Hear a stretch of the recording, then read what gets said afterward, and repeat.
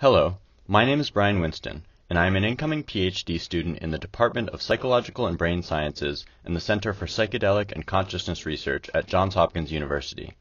At ISMRM 2022, I will be presenting in London on the test-retest reliability of Connectome harmonic decompositions of human brain structure and function, which is one of a series of projects using this method that I am working on with co-authors Patrick Taylor, Pew-Thian, James Pekar, and my co-advisor Frederick Barrett.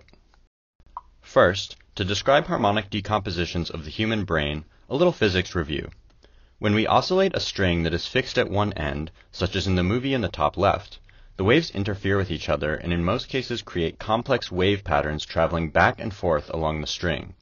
At very special frequencies, however, as we see in the bottom left corner, the waves will interact such that the string appears fixed along the horizontal axis and just moves up and down. These are called standing or harmonic waves.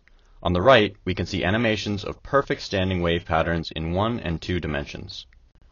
Harmonic waves describe a variety of important natural phenomena. Selin Atasoy, in her seminal paper on this method, highlights numerous examples that demonstrate their ubiquity across scales. At the quantum level, standing wave patterns describe the orbit of electrons around atomic nuclei. For a more tangible example, the sounds produced by musical instruments are also harmonic waves. Lastly, and most surprisingly, harmonics seem to describe the distribution of stripes and spots on animal coats. Connectome harmonic decomposition involves finding these same standing wave patterns on the surface of the cerebral cortex. These connectome harmonics, 4 of which are displayed in the bottom right, may then be used as a basis set through which to project functional brain activity. In this way, this method allows for the interpretation of functional data through a principled parcellation scheme derived from brain anatomy. Now I will describe our methodology in more detail. We first generated individual high-resolution connectomes by combining a cortical surface reconstruction with a tractogram derived from diffusion MRI, where the seeding and termination of tracts was constrained to the white matter surface. This results in a 64,000 by 64,000 adjacency matrix representing both local and long-range connectivity. From this matrix we derive a graph Laplacian, and its eigenmodes represent each subject's set of connectome harmonics. Functional MRI or electrophysiological data can then be projected through the harmonics to derive a time series for each harmonic.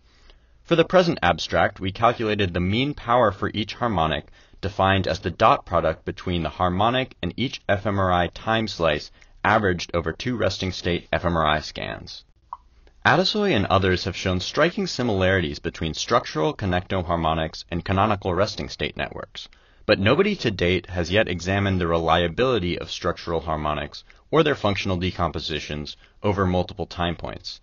Here we generate harmonics for 41 subjects in the HCP test-retest dataset. Depicted are the harmonics for one subject at both sessions.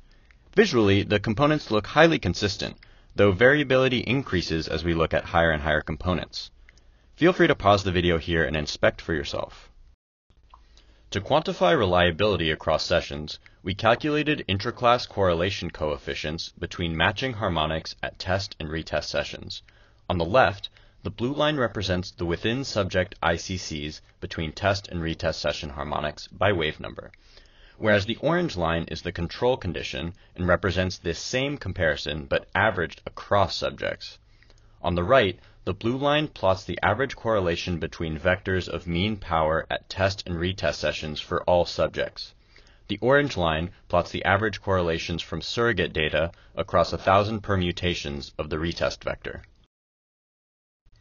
If you are interested in performing the connectome harmonic decomposition on your own data, you're in luck! Our team is developing CHAP, Connectome Harmonic Analysis Pipeline, an open-source, containerized, BIDS-compatible program that can generate structural harmonic and functional decompositions on your imaging data. CHAP is currently in beta stage, but a full preprint describing the methods and instructions for use will be available this summer. Please visit our GitHub or get in touch if you would like to try it out.